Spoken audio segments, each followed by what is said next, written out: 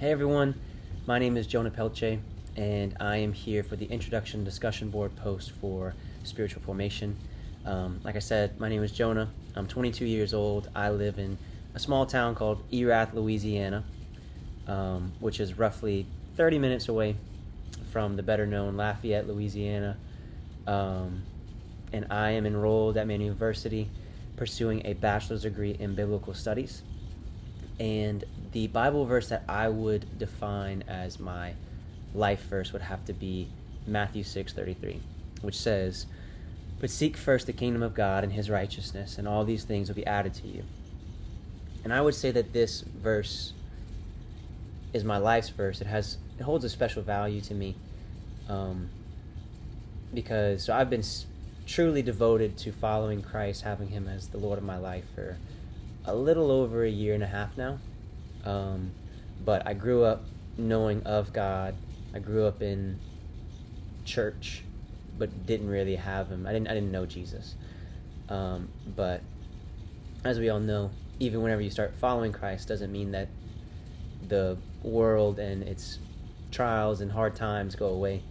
And so over the past year and a half, I've had a lot of times of hardship, a lot of times of uncertainty and different decisions that I'd have to make and not really know what to do.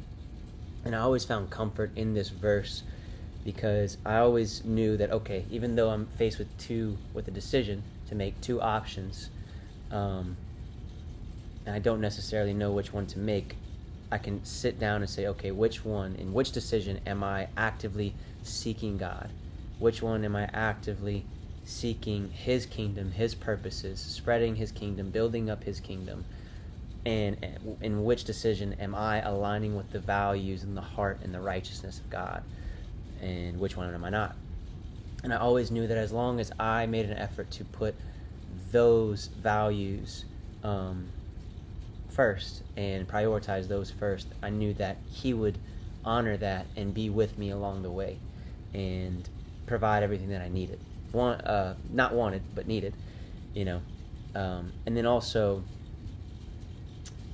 even right now in different seasons that I'm in, I'll